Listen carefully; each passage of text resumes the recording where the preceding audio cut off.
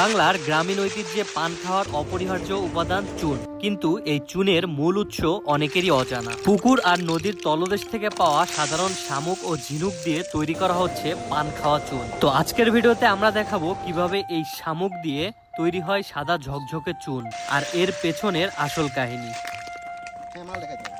প্রথমে অপরিষ্কার এই শামুকগুলোকে একটা মেশিনের সাহায্যে খুব সুন্দর করে ঝাঁকিয়ে ঝাঁকিয়ে ধুয়ে নেওয়া হয়।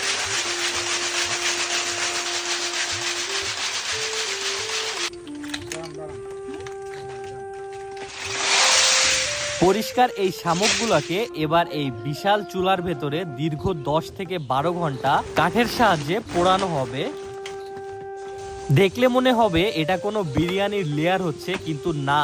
প্রথমে কিন্তু দেওয়া হচ্ছে কাঠ, আর এরপরেই দেওয়া হবে শামুক, এরপরে আবারও দেওয়া হবে কাঠ, এরপরে আবারও দেওয়া হবে শামুক।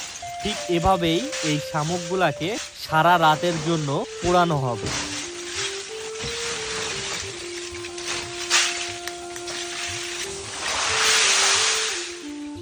তো দর্শক, ভিডিওটি না টেনে দেখতে থাকুন কিভাবে চুন তৈরি করা হয়।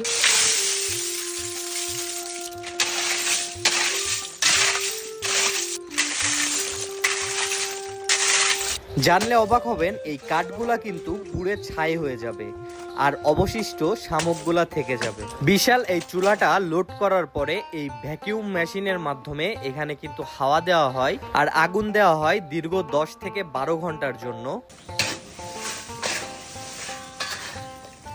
দীর্ঘ 10 থেকে 12 ঘন্টা পোড়ানোর পর শামুকগুলা কিন্তু ঠিক এরকম হয়ে যায়। এবার নারী পুরুষের হাতেই কিন্তু বাছাই করা হয় এই শামুকগুলা।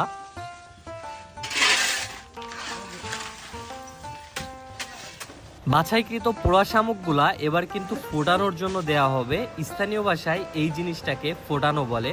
মানে এই শামুকের ভেতর সামান্য পরিমাণ পানি দিয়ে সেটা কিছুক্ষণ রেখে দিলেই দেখা যায় এখান থেকে ভাপ উঠতেছে।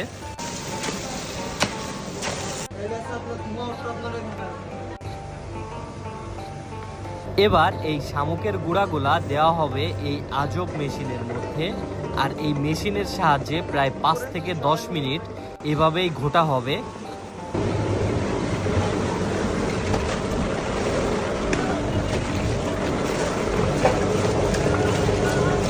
একে একে 2 বার পানি দেওয়ার পর এগুলা কিন্তু অলরেডি চুনের মতো হয়ে গেছে, দেখতে পারতেছেন। আর এখন কিন্তু এই ঘোটা চুনগুলা আরো একটা মেশিনের মধ্যে দেওয়া হবে, যেখানে কিন্তু আরো 5 মিনিট প্রসেসিং করা হবে ঠিক এভাবেই।